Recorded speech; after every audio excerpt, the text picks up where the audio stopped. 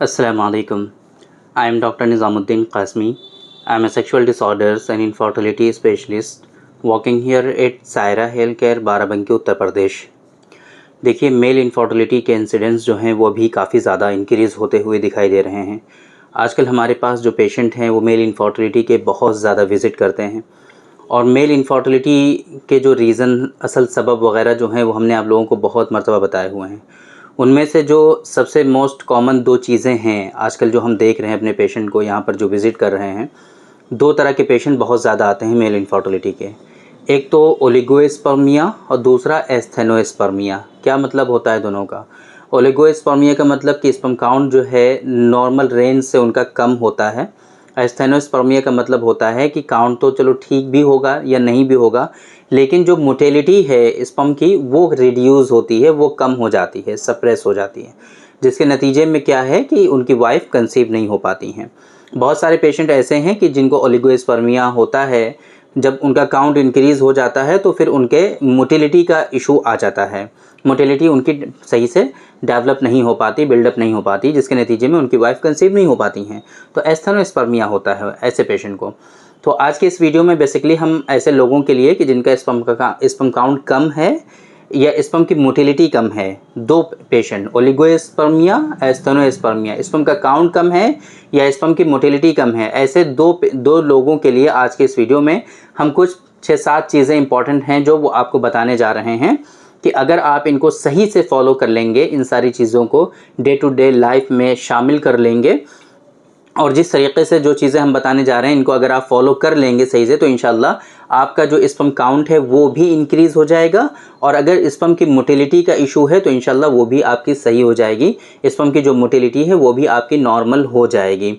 तो इसमें जो चीज़ें हैं एक-एक करके हम आपको बताते जा रहे हैं। आप ज़रा इसको सही से ध्यान से सुनने की कोशिश करिए और उस पर अमल करने की कोशिश करिए। सिर्फ सुनना ही नहीं है, उस पर आपको अमल भी करना है, ठीक है? ये सारी चीज़ें आपको फॉलो करनी है। तो सबसे पहले नंबर पे जो चीज़ इसमें आती है वो होती है आपकी रेगुलर एक्सरसाइज, है ना? आपको कोशिश ये करनी है कि स्ट्रेस फ्री रहना है, आपको टेंशन नहीं लेनी है और ये जो एक्सरसाइजेज वगैरह होती हैं ये इसीलिए की जाती हैं ताकि आप जो है टेंशन ना ले सकें, आपका जो स्ट्रेस है वो रिड्यूस हो सके, स्ट्रेस जो है वो आपका रिलीज़ हो सके और आप जो है हेल्दी लाइफस्टाइल मेंटेन कर पाएँ।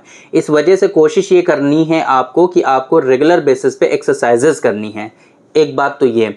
दूसरी बात, विटामिन सी का जो है काफ़ी ज़्यादा रोल होता है हमारी बॉडी में, है ना? तो विटामिन सी का कभी-कभी क्या होता है कि इंटेक हमारी बॉडी में कम हो जाता है। प्रॉपर इंटेक जितना होना चाहिए विटामिन सी का वो नहीं हो पाता है। तो उसके नतीजे में भी बहुत मर्तबा हमारी बॉडी के फंक्शंस में इश्यूज़ आते हैं, है ना? तो विटामिन सी का जो प्रॉपर रिक्वायरमेंट है जितना आपकी बॉडी में वो प्रॉपर आपका होना चाहिए। उसके लिए आप विटामिन सी की टैबलेट्स आती हैं, उनका भी आप जो है कंज्यूम कर सकते हैं, उनको भी आप इस्तेमाल कर सकते हैं। इसी तरीके से मैंने आपको बताया जैसे स्टार्टिंग में कि स्ट्रेस से आप अपने आप को बचा के रखेंगे, स्ट्रेस फ्री रहेंगे, बिल्कुल रिलैक्स रहेंगे, कूल मिजाज आपका होना चाहिए, टेंशन नहीं लेनी चाहिए आपको। और स्पेशली ये जो सिचुएशन होती है इसमें टेंशन बहुत ज़्यादा हो जाती है पेशेंट को, बहुत स्ट्रेस लेते हैं, बहुत टेंशन लेते हैं, तो इन टेंशन से अपने आप को बचा के रखना है, बिल्कुल रिलैक्स रहना है। विटामिन डी का सप्लीमेंट भी आपको ज़रूर ट्राई करना चाहिए ऐसे सिचुएशन में। अगर आपको हेल्दी लाइफस्टाइल मेंटेन रखना है, बहुत मर्तबा विटामिन डी का जो है प्रॉपर इंटेक नहीं हो पाता है तो उसकी वजह से हमारी बॉडी में ओवरऑल काफ़ी ज़्यादा वीकनेस आती है, बोन्स काफ़ी वीक हो जाती हैं। तो जिस तरीके से बोन्स वीक होती हैं इसी तरीके से दूसरे बॉडी फंक्शंस जो होते हैं वो भी आपके कहीं ना कहीं रिड्यूस होने लगते हैं, फंक्शंस जो है इम्पेयर्ड होता है। तो इस वजह से विटामिन डी जो है वो आपको सही से लेना है। कोशिश करिए कि शेलकाल जो है वो आप डेली बेसिस पे इस्तेमाल कर लीजिए थोड़े दिनों तक, या अगर ये नहीं करना चाहते हैं तो स्ट्रेचेट आता है इनका कोलिकैल्सिफेरॉल का, विटामिन डी का, आप इसका भी इस्तेमाल हफ्ते में 1 पाउच का कर सकते हैं। इसी तरीके से जिंक जो है इसका भी आपको इस्तेमाल करना चाहिए। कोशिश ये करिए कि इसके लिए ना मल्टीविटामिन करके कैप्सूल्स आते हैं मॉडर्न साइंस के, आप उनका भी इस्तेमाल कर सकते हैं। उसमें आपका vitamin C, vitamin D, zinc supplement इस तरह के जो होते हैं वो सारे के सारे उसके अंदर शामिल होते हैं।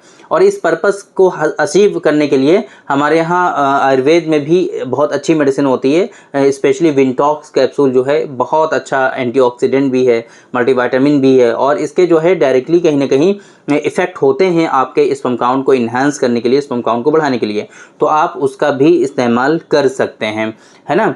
इसी तरीके से आपको क्या करना चाहिए, कुछ आयुर्वेद और यूनानी के जो अल्टरनेटिव मेडिसिन हैं उनके यहाँ कुछ सप्लीमेंट आते हैं स्पर्म काउंट को इन्हांस करने के लिए, स्पर्म काउंट को बढ़ाने के लिए। आपको उनका सहारा ज़रूर लेना चाहिए स्पर्म काउंट को इंक्रीज़ करने के लिए, या स्पर्म की मोटिलिटी को बढ़ाने के लिए आपको सप्लीमेंट का सहारा ज़रूर लेना चाहिए। स्पेशली जो सप्लीमेंट आजकल हम अपने पेशेंट को ज़रूर रिकमेंड करते हैं ऐसे पेशेंट को, वो है स्पर्मोजेनिक। आप स्पर्मोजेनिक का इस्तेमाल ऐसी सिचुएशन में ज़रूर करें, ताकि आपको आप जो है लाइफस्टाइल भी अच्छा कर रहे हैं, सारी चीज़ें कर रहे हैं, तो आपके स्पर्मेटोजेनेसिस को सपोर्ट मिल सके, स्पर्म काउंट आपका बढ़ सके और मोटिलिटी वगैरह जो है प्रॉपरली आपकी सही हो सके। तो इस तरीके से स्पर्मोजेनिक का भी इस्तेमाल कर सकते हैं। और भी बहुत सारे इश्यूज़ जब होते हैं किसी पेशेंट में, ये तो सारी चीज़ें ये हैं कि बॉडी का फंक्शंस भी नॉर्मल है, इसी तरह का कोई स्ट्रक्चर में इशू नहीं है, हार्मोनल इम्बैलेंस नहीं है, आपको वेरिकोसील नहीं है, टेस्टिकुलर एट्रोफी नहीं है, सारी चीज़ें सही हैं आपकी, उसके बावजूद भी स्पर्म काउंट कम है या मोटिलिटी का इशू है, तो ऐसी सिचुएशन में ये सारी चीज़ें अगर आप फॉलो कर लेंगे तो इंशाल्लाह आपका sperm count with in 3 months 2 to 3 months इंशाल्लाह बिल्कुल आपका स्पर्म काउंट नॉर्मल हो जाएगा। या अगर मोटिलिटी का इशू होगा तो आपकी मोटिलिटी का भी इशू बिल्कुल रिजॉल्व हो जाएगा, आपकी जो नॉर्मल मोटिलिटी है उसको आप अचीव कर पाएंगे। ये बात हो गई। दूसरी बात ये कि अगर आपके अंदर कुछ इश्यूज़ हैं, फॉर एग्जांपल टेस्टिकुलर एट्रोफी है आपके अंदर, वेरिकोसील है आपके अंदर, हार्मोनल इम्बैलेंस है आपके अंदर, या फिर और भी मेजर इश्यूज़ हैं आपके अंदर, है ना, एज़ोस्पर्मिया है, मैच्योरेशन अरेस्ट हो चुका, तो अगर इस तरह की सिचुएशन है तब इस तरह की चीज़ें इतनी जल्दी आसानी से काम नहीं आती हैं, आपको फ़ायदा नहीं पहुंचाती हैं, और ना ही ये चीज़ें इतनी आसानी से ठीक होने वाली हैं। तो इस वजह से आपके लिए बेहतर क्या है, बेहतर ये है कि आप हमसे कंसल्ट करिए। ऐसी सिचुएशन अगर है आपकी तो सही से डायग्नोसिस होना फर्स्ट ऑफ ऑल इम्पॉर्टेंट है। सही से आपको पता होना चाहिए कि ऐसा क्यों हो रहा है, और फिर उसका जो ट्रीटमेंट होता है अकॉर्डिंग टू यूनानी सिस्टम ऑफ मेडिसिन, जो उसूल इलाज मुरतब होता है उसके हिसाब से आपको इलाज करना चाहिए। तो इंशाल्लाह ये जो बीमारी है आपकी, कोई भी बीमारी ऐसी नहीं है जिसका ट्रीटमेंट पॉसिबल नहीं है, सब कुछ ठीक होता है। और हमारे यहाँ अल्हम्दुलिल्लाह बहुत सारे पेशेंट, तरह तरह के पेशेंट ठीक हुए हैं, और रेगुलर बेसिस पे ट्रीटमेंट चलता रहता है। बहुत सारे पेशेंट के पॉजिटिव फीडबैक हमें आते रहते हैं।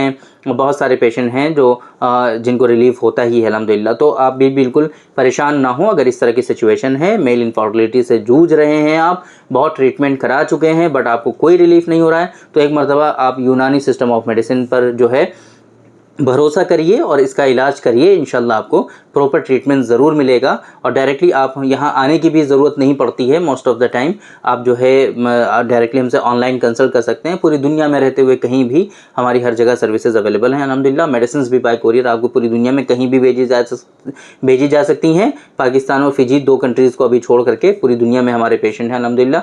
तो आप भी इस तरह से अगर परेशान हैं और बच्चे नहीं हो रहे हैं तो एक मरतबा कंसल्ट ज़रूर करिए, आपके लिए जो बेहतर होगा वो इंशाल्लाह आपको ज़रूर बताया जाएगा। तो उम्मीद करते हैं कि ये जो टिप्स हमने आप लोगों को आज की इस वीडियो में दी हैं, होपफुली आपको समझ में आई होंगी, आप लोगों को ज़रूर इससे फ़ायदा हुआ होगा। तो थैंक यू वेरी मच, बहुत बहुत शुक्रिया आपका। आज के इस वीडियो में इतना ही।